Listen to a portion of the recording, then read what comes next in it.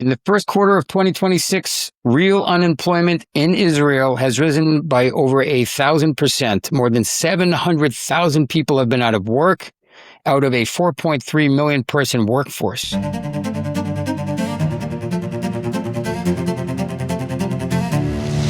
It's time for disruption. Streaming now on tribejournal.org.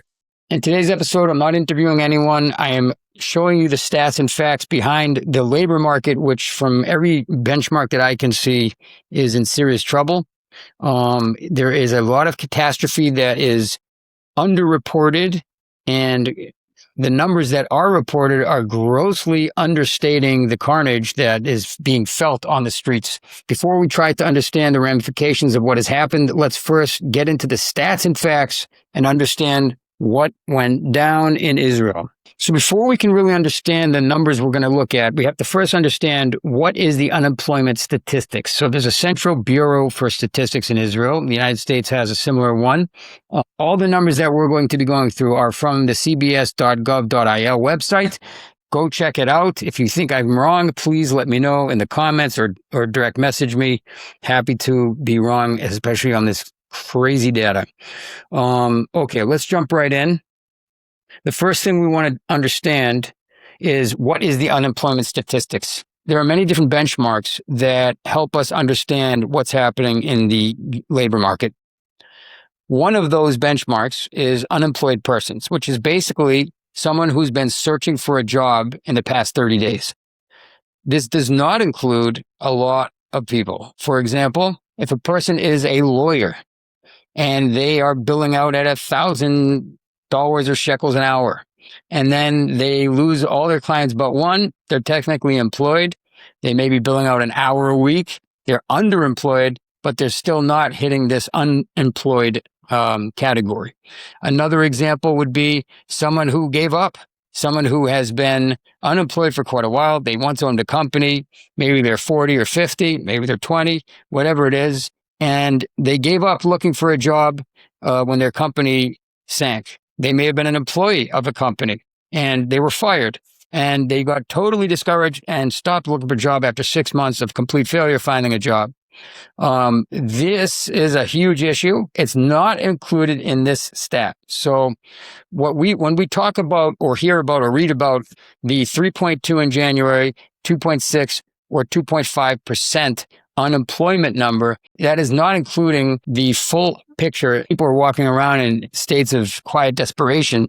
They lost their job, they're underemployed, and yet the economy looks like it's booming because unemployment has gone down consistently January, February, and March. Let's take a look at some other categories that are going to paint a little bit of a different picture. The main category we're going to focus on today is the people who are employed persons who are temporarily absent from work all week due to economic reasons. Let's say a person has a good job and they've been working for 10 years or 2 years, whatever it is. And suddenly there's no money. Like the company is struggling. They will furlough the good workers in order to keep them on board, even though they have no money to pay them. So they'll say, don't come to work this month. We can't pay you, but hopefully next month it will be better. So this is called employed persons temporarily absent from work all week due to economic reasons. So these are people who are not unemployed or underemployed. These are people who are literally employed, but are told not to come to work this month. So that number is skyrocketing enormously. And when we look at the data, and we're going to take and tie this for you on the film, we'll show you the sources for this. But when we look at January, for example, we see that the number, when we combine both unemployed persons and these economic displaced persons, so we see that in January, that number was 162,000 people, right? So this basically, if we come down to here, unemployed persons was 145,000 and absent for economic reasons was 1,680. So in January, there was about 16,000 people that were absent for economic reasons. That number in February shot up to 205,000. So when I saw this, I was shocked. More than 1,000% increase in the number of people who are not working because of economic reasons. They're gainfully employed, but they're not gaining anything. Like they're not earning revenues that month.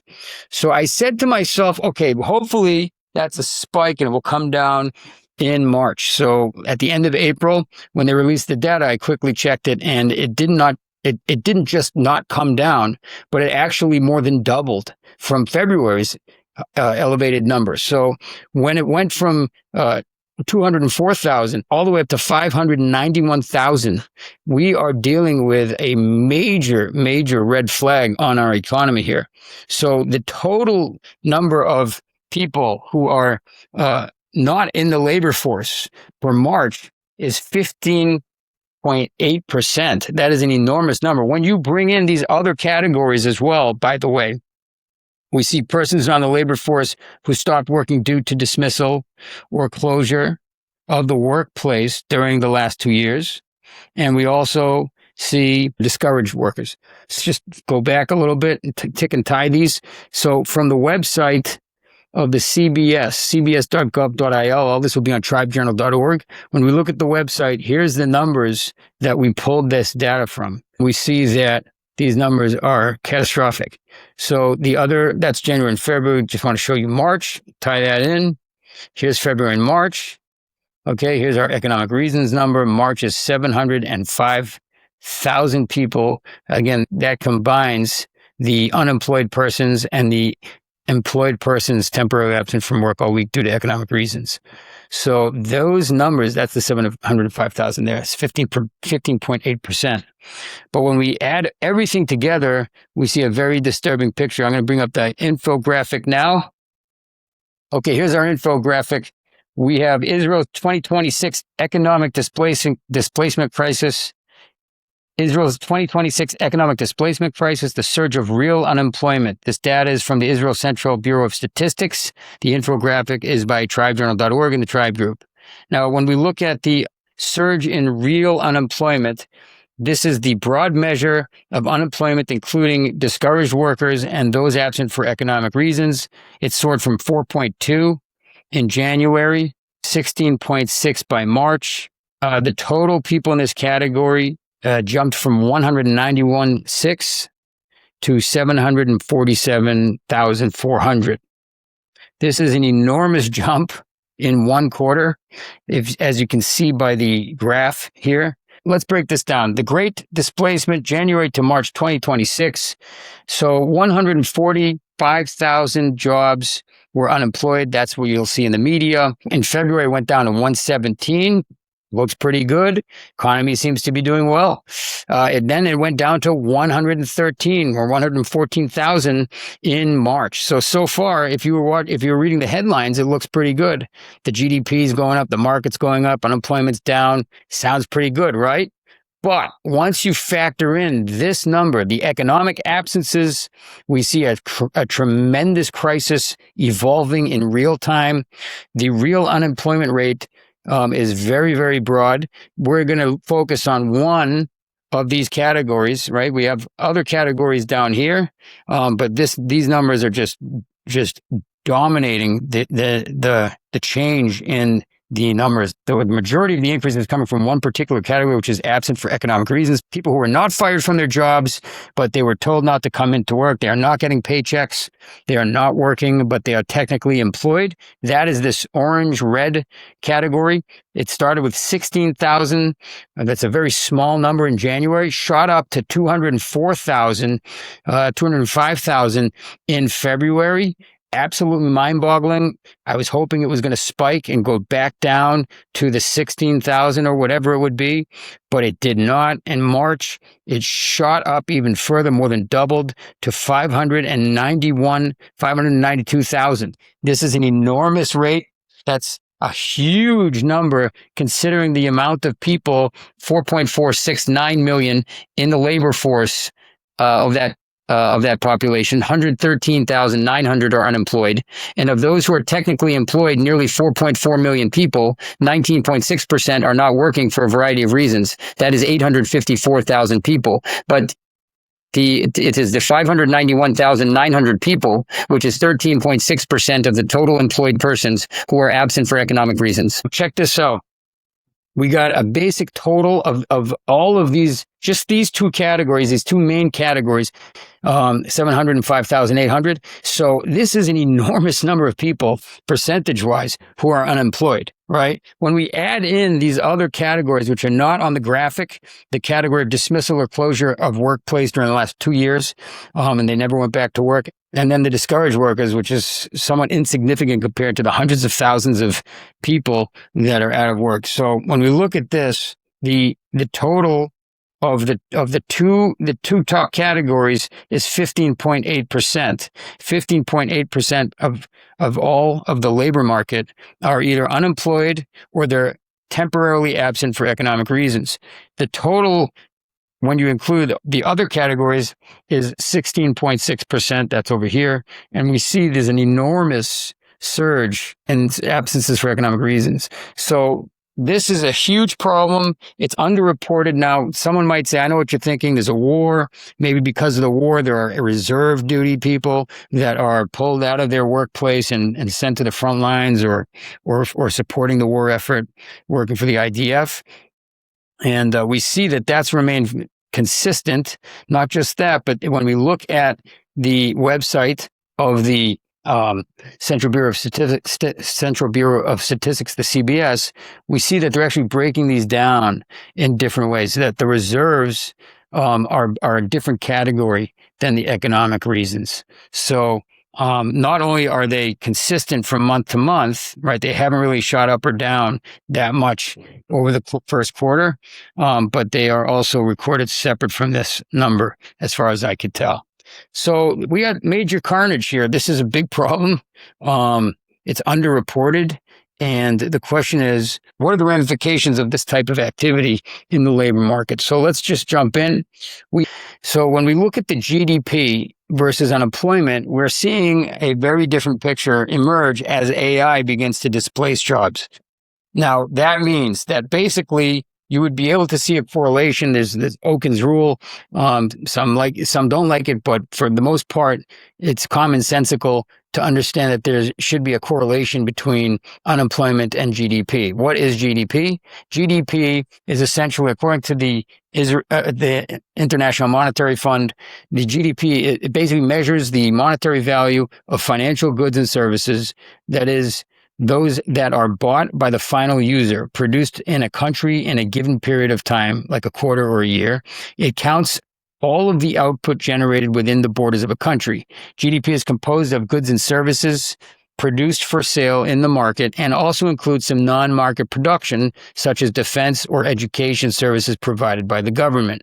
An alternative concept, the GNP, gross national product, counts all the output of the residents of a country. So if you have a German-owned company producing things in the United States, then that would be counted for the GDP of the United States. So it's the gross domestic product is essentially determined by within the borders. Now, here's the thing. What happens if you have a company that uses robotics or uses artificial intelligence to essentially make money? And factory, like Amazon, it makes, the GDP goes up. It's within that border, but the employment rate at Amazon might go down. So the number of employees, as people start reducing their employees, as corporations start firing people and replacing them with AI and replacing them with robotics, the GDP will theoretically continue to rise because that company is becoming more and more productive, even though the salaries and wages are going down. So what we see is that traditional KPIs, key performance indicators, are no longer relevant. Why? Because we have a detachment ahead, or currently, that is a detachment between the GDP, the productivity of corporations and countries, and the number of people who are taking home paychecks. So it used to be that you might be able to determine more easily a correlation. If the employment is down, if unemployment is down and everybody's working, then you'd expect the country and the economy to be cranking. But nowadays, with AI and robotics and other factors, we cannot rely on unemployment to be a determination of the productivity and the health of the economy. So in other words, the overall economy might be booming, but the unemployment might be telling a very different story for people, citizens on the ground. So the need for new metrics is obvious. We need new metrics. We need to rethink how we're looking at the economy. And, without a doubt, the regular unemployment, this is in the United States. This is in Israel. It's all over the world. You need to look a little bit deeper than what the media and the government agencies are reporting, so to speak. Well, not the government agencies, it's really just the media. So the media might report everything's fine and dandy, but as we see in Israel, it's not so simple to have over 16% of people out of work. Let's shift over to the real estate market. How is this going to impact the real estate market? Okay, I don't have a crystal ball. You don't have a crystal ball. But at the end of the day, if people don't have jobs, they generally don't have rent. There's a lot of people in many of the chat groups that are talking about Aliyah. They're talking about housing.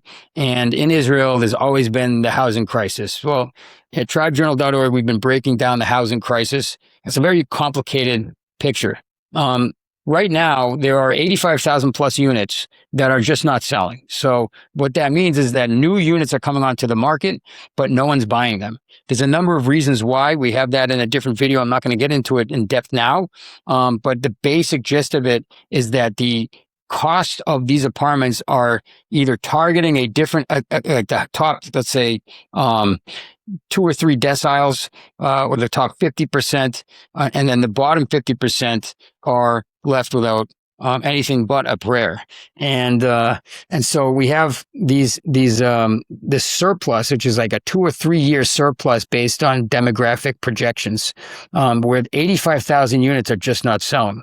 When we look at the construction titans, I'm going to call them, these giant corporations that build the towers and they build the housing developments, the construction titans sold north of 20 billion shekels of equity in their companies, and they sold over 120 billion shekels of unsecured bonds to generate cash. Now, why is that happening?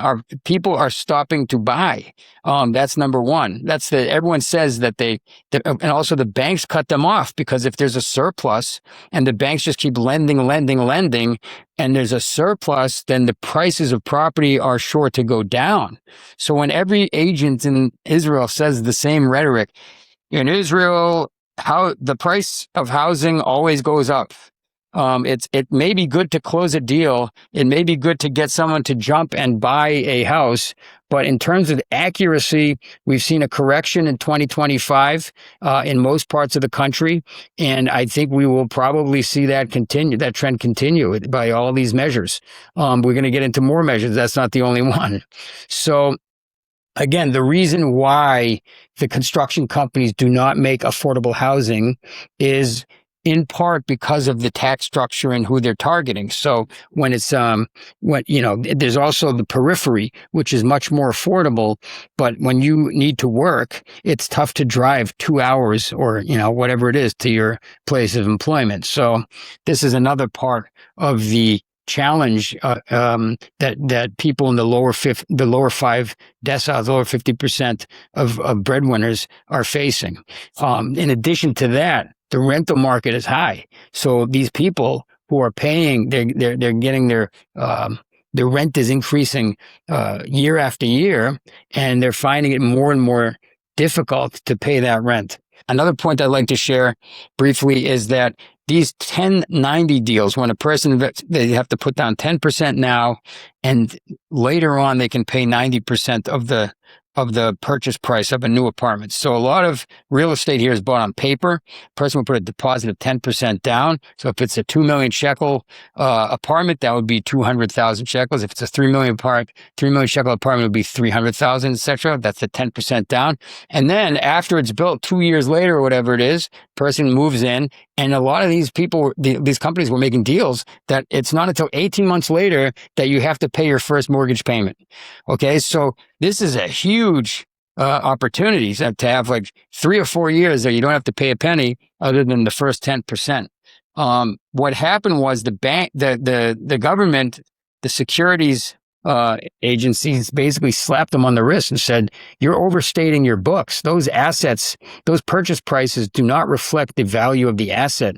The reason why is because you gave finance deals that made it more valuable to that particular person, but when they go to resell it, those deals will be unavailable. So these adjustments happen around the same time. This just adds another layer of tension to the housing and construction markets. Another important point is that the government owns 90% of the land in Israel. This is a huge number. I mean, to try and explain this to people from the United States, there is a ton of land that the government owns, but there's also enormous swaths of land in nearly every state that are just, they're empty. So, and even when it's in a city, the way it works is if you buy a number of houses on a street and you believe that you are going to be able to build, fill apartments. If you build an apartment building, then you might go to City Hall and get some zoning and try to transform those three apartment buildings, two families or whatever, into one big apartment building. Here, the way it works is the government says, we want to see a tower, or we want to see 2 families or 5 families. Usually here in Beit Shemesh, for example, it's like a 10 to, you're talking about 8 to 12 stories now. They're building what looks much more like, not Manhattan quite, but Queens and the like, where you're building these tall buildings. This is throughout Eretz Israel and Ashdod, outside of Tel Aviv in the central Israel area. You name it. This is Kiryat Gat. These are all tall buildings. Many of those, which I just mentioned, are much higher than 8 to 12 stories. So the bids that people bid for are based on pre-zoned packages. So the government says, we want to see X amount of units on this many dunam, and then they say who wants to build them and sell them. And so that is very, very centralized. A lot of power in the position of government to determine whether or not. Now, I'm just going to say incidentally that, in the United States, you have to disclose every property you own if you're holding a position that would impact these markets, I believe. Correct me if I'm wrong. But here in Israel, it is not required, even though it's ethical. And that disclosure is something that I think is very relevant. I mean, if you have someone who's determining how much land to release, that's in a position of power, and they themselves have 20 million shekels of real estate investments, and by releasing more and more land, they may actually create a surplus that hurts their investment portfolio by the sum of 5 million shekels. That's a potential conflict of interest. At a minimum, it's a bias. So to disclose that is not a law here, but it's definitely a highly encouraged and ethical thing to do. Anyway, so that's just a bullet point, a very rough overview of the impact that the government has, how much control they have to be able to, release land for specific purposes like affordable housing. I'm not talking about projects. I mean, you're talking 90% of the land is owned by the government. There is a lot of land here. It is not being developed, at least not legally, by the Jews and the Arabs are certainly doing their thing. When you flip over to Judea Samaria, aka the West Bank, you see that it's very interesting out there. The whole system is different. We're not going to get into this now. Maybe for another video, if you're interested, let me know. But basically, the point here is that the impact that unemployment has on real estate is a serious question. So if you have people right now who are employed that are looking into purchasing developments, an apartment or something, or a house in a development, and they're employed, gainfully employed, and they go in and they say, look, we're gonna buy on paper now. It's gonna be ready to move in 2 years. Well, with AI increasing exponentially and the impact on the job market that it's already having, I mean, it is really interesting to think what will happen to the banks, what will happen to the construction companies that built these houses when they get stuck in the middle. So when we look at the 85,000 finished units that aren't selling, we also have to look at how many are not finished and what the duration of those are to really understand the impact of this job market. So again, if the way these builders will operate, if they don't have enough financing, they're going to be cut short and they won't be able to finish the projects. So it could be that people who were once employed and had money to put down for a down payment lose their job because of AI or whatever it is, and then they're not able to buy that house. They're not able to pay as the work in progress becomes due, meaning the construction company needs more and more. So someone, either the investor who is helping the builder with the project, or the people who have already been vested in, they continue to invest in the product that they bought on paper. So someone's going to be left holding that bag. The people who are not going to be holding that bag are the agents that basically say, yeah, everything in Israel is going up. Buy now. If you buy now, you'll be set in 2 or 3 years because everything's going up. This is a huge issue. Like if a person they work hard all their lives and right now they're employed and they have 200,000 shekels for a 2 million shekel apartment. And they put that 200,000 shekels in a 1090 deal, or it's 400,000 or 600,000, whatever it is that they have to put down to get that apartment secured. But then they lose their job. What happens to that down payment? Are they going to be able to recap that down payment? What was the mortgage? These are things that one should consider when they're negotiating mortgage payments, mortgage agreements with banks, because who gets the first rights? The liens on the property usually go to the mortgage holder.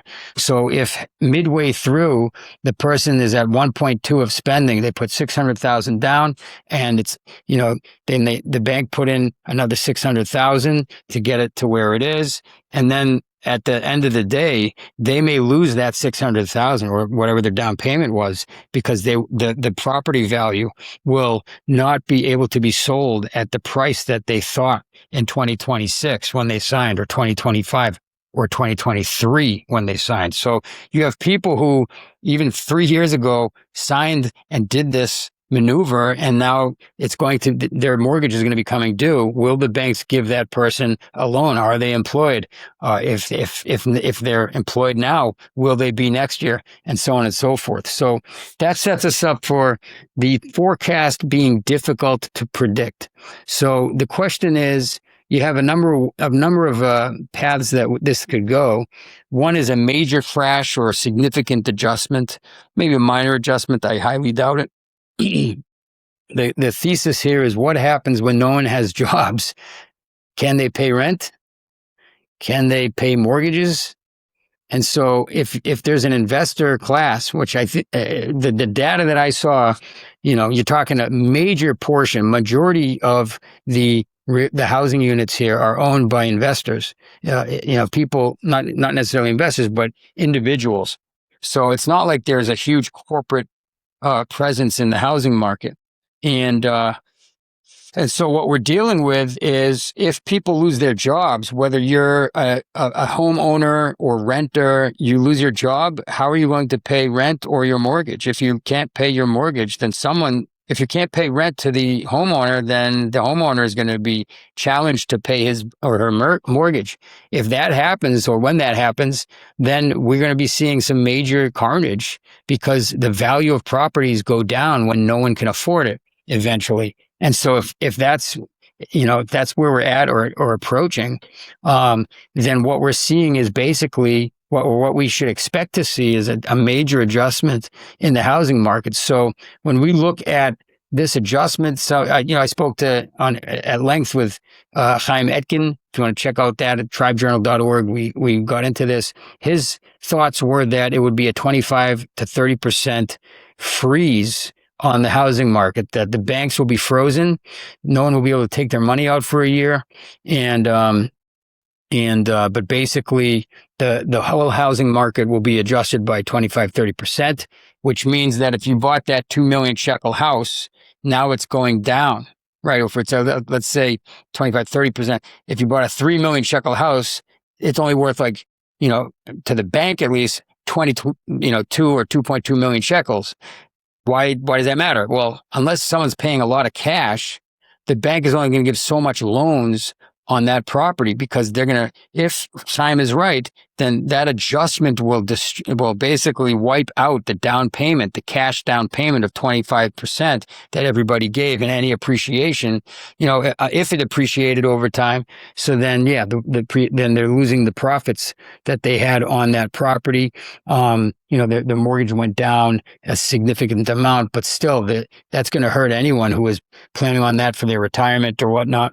The bottom line is that the people who are buying now should keep this in mind, because if Simon's right, then that would basically mean that the market would eat that 25% down payment.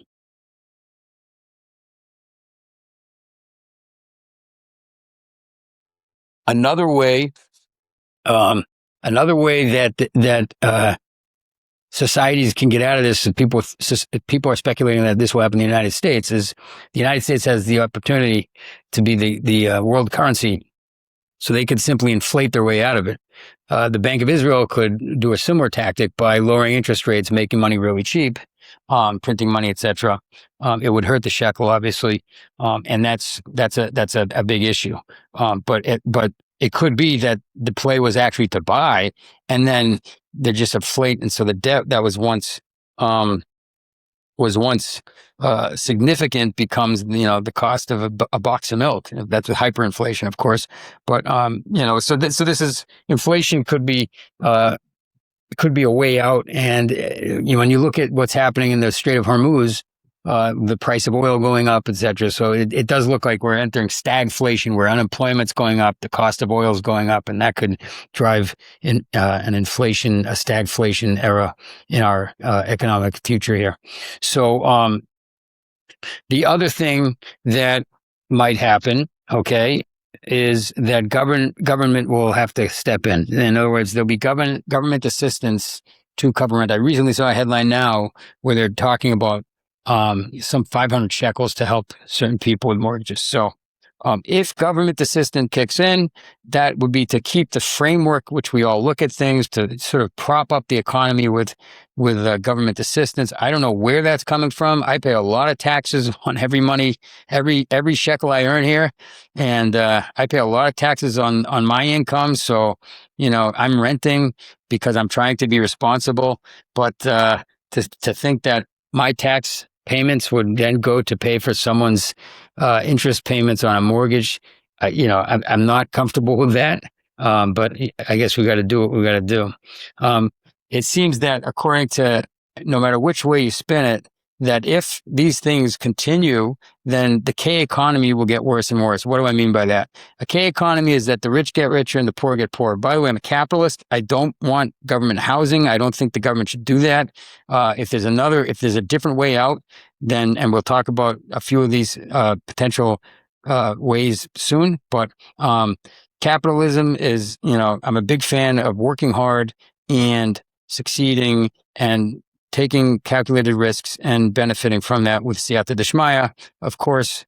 But the government assistance puts a tremendous amount of power in the hands of the government. So if the K economy continues to worsen, let's say, in other words, if unemployment goes up, people don't have jobs, they have to tap into their savings. So that middle class begins to spend their money down in order to pay rent. So when does the government step in? If they wait till that middle class is completely bankrupt, so to speak, then that would have wasted an opportunity for people right now to purchase a home with that down payment. So the wait game is actually working to the detriment of people who have money to buy a house but are trying to be responsible and not pay for this inflated, artificially inflated market by these 85,000 units that target mostly the more wealthy members of society.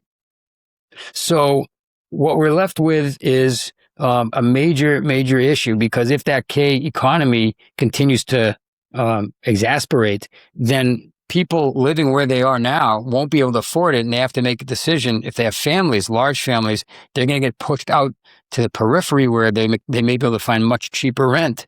So we see that happening in real time, where people are struggling. Land owners are the apartment owners and the house owners are increasing the rent. My rent went up a tremendous amount. We have a survey on our website at tribejournal.org. A lot of people are mentioning in their comments in the survey how much their rent went up, some by 50%, but just thousands of shekels. For a lot of people trying to make it, it's a very difficult spike. Every year it goes up, up, up, up. And so, they don't see any protection in terms of laws that prevent, again, I'm not into government protection, but okay, we'll talk about this a little bit now, but we'll save it for another day, another podcast, another episode, because the way the tax structure works here is that the investors goes back 20 something years. For the past 20 years, there's been efforts by the government to write tax code that stimulates the construction industry. What that means is that if you have a person buying a house, let's say a person has money in the market's doing okay. S&P was 8%. Last year it was about 30%, last 365 days. But on average, like 8 to 15%, let's say year over year. I think even, earlier, if you just went from until like 2010, you're talking about 8% over decades and decades and decades. So it's a stable index fund for 8% ROI year after year without lifting a finger.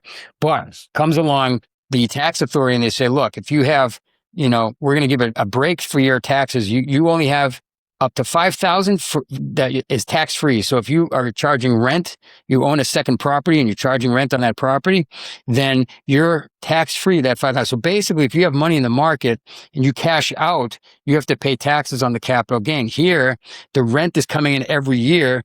The property is appreciating, right? It's going up in value year after year, and you're not cashing out, but the rent that's coming in is basically free money, and you can just roll that right into another property.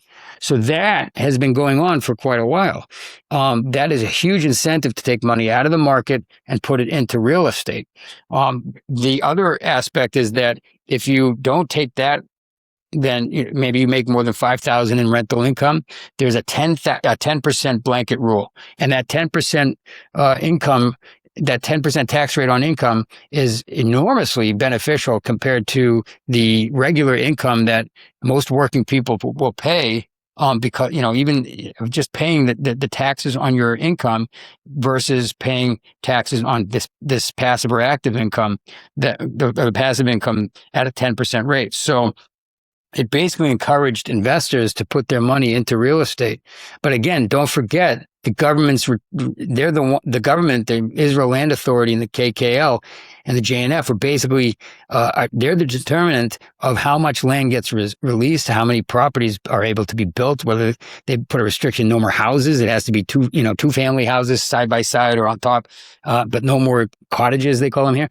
So, this is just a top down, manipulation of the market for whatever reasons, good or bad. That's what it is. And that's the way it goes. So, what we're looking at is, this huge push for decades for people to take their money out of the market, put it into real estate. What has resulted, a disproportionate amount of the top 10% of breadwinners own 2 or more properties. So a lot of the properties that are out there are basically owned by someone, a mom and pop, who are renting this thing out. Maybe they got 1, 2, 3, 4, 5, 10 properties, who knows? But they're the ones renting it out. And so if people start losing their jobs, usually they don't have that big a pocket. They can't get a huge line of credit or whatever to save their property. So if the mortgage is not yet paid off, that's another consideration that could spell carnage in the future. So anyways, we could go on and on with all this. The big question is, where will we live? So I'm going to encourage everybody at this point, if you made it this far, take a look at tribejournal.org. We have 2 things that I want to encourage you. Number 1 is a survey to let us know that you exist, to let us know what your housing and hashkafa and what your housing needs are. This survey is intended to bring people together so that we can make matches even and try to help people start new communities. When you go as a community somewhere, it's much different than when you are trying to buy as an individual into a community that an agent is trying to, trying to sell and market and whatnot and profit on. So I think there are opportunities like that where if we work together, we can try to make bigger things happen for the affordable housing class. The other aspect is there's a petition, and the petition has, it addresses some of the responsible tax policy issues that I mentioned and many other issues that we can get into in another episode. But I encourage everybody to go over to tribejournal.org and at a minimum sign that petition. Join us, strengthen our voice, give us the ability to talk to stakeholders and, people in government, people who are involved in these types of decisions and to really, amplify our voice, that together we'll be able to affect change in a very, very, very volatile time. This is not a simple time. It's really, really a daunting thing. We've been through daunting things here. We've had wars, we've had ballistic missiles. It's absolutely miraculous. Thank you, Hashem. And with the AI coming down the pipeline, unfortunately, as we've seen in the past, it seems that government usually responds when crisis hits. So this video is my call for people to join me in saying the crisis is here. You may be someone that's struggling financially. Again, that lawyer who's working at Walmart is not unemployed. The person who lost their job and they're struggling to find work is not employed. A lot of these people, my friends, they have families, they have kids in schools. This displacement and disruption is not simple. There's already a toll on a generation with war, and this is only going to exacerbate things if it gets worse. So, I encourage everybody to join us. Let us know you exist. Say hi. If we do, we're actively working on identifying community builds because I anticipate that these builders are going to be struggling as well if the government doesn't intervene. So if people can come to the table together, maybe the builders can help make a deal. There's also communities that we're in discussion with that maybe these communities would like to expand, and they have the ability to open their doors to, some English speaking Olim and people who live here that are looking to get in there. And lastly, we're excited about 70,000 people making Aliyah. I think only 4,000 in 2025. I think only 4,000 came from North America, maybe 5,000. So another small number. You have the majority of Jews living in America. So the 70,000 did not come from America, from the United States. But we have to also remember that 50,000 people left. And 2 years ago, I took a survey and we found a lot of people who are struggling with rent and cost of living left Israel for places that they could afford to live. So this is a huge issue. There's a lot of people that come here with skills, and even so, they're struggling to make ends meet, especially doctors, for example, I have friends that are taking like a 10 to 20% pay cut. Sorry, they're making 10% of what they would be making there. And so if housing and, if housing is so expensive and, the life is so difficult, again, I'm not saying we're not up for the challenge, but, this is a democratic society. There are definitely systemic issues that we can take a look at. I'm done complaining.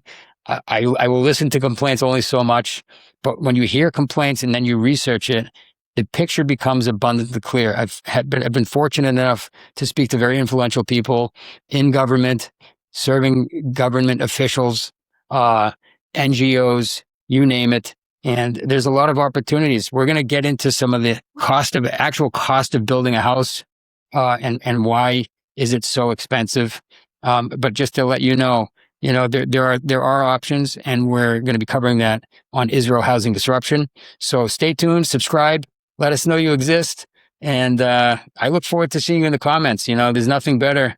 Right now, I'm literally in a room and I'm talking to a camera. But when you mention something in the comments or you give a like or a share, it definitely rings a little bell and helps us get the physic that someone's out there and benefiting from this. And the more people that benefit, the more we'll be inspired to create this content, to join together, and to raise our voices and rise together as a community, a digital community, and find other people who are doing similar things so that we can all work together. This is one of the biggest issues, I believe, and I'll talk about this in another episode, but I believe this is definitely one of the biggest issues out there right now, impacting Israelis everywhere. And I think that the window to actually do something about it is closing. It may close as almost as soon as it opens. So this statistic that we're looking at, to me, it shows that we are dealing with a major, major, major issue in the economy. This number is basically, about 1 in 6 people are struggling with 1 in 6 workers are struggling with money. So this is a big issue. Let's try to address it together. And Bezrat Hashem, Kadosh Baruch Hu, again, AI displacing the jobs is not a bad thing. Before Adam Arishon, right, before the first person in Genesis, there was no work. The first sin is what caused work. So when we talk about the employment market, we're talking about, anyways, remembering that it is set up as a tax. It's not something that we want to do. So I'm looking forward to technology displacing jobs, but we would like this to happen in a responsible way that everyone can enjoy the world of abundance that is possible. So it's incredible to be here on this planet in this generation, and may we see happy occasions. May we all merit to see a world of abundance and peace speedily in our days. Thank you for joining me here on the Tribecast at tribejournal.org. I am JP Katz, your host, and I look forward to seeing you in the next episode. Housing Disruption, a new podcast series by Tribe Journal, pulling the curtain back on the disruption to real estate in Israel. Brought to you by the Tribe Group, identifying and investing in affordable housing solutions so that everyone can thrive in a world of abundance.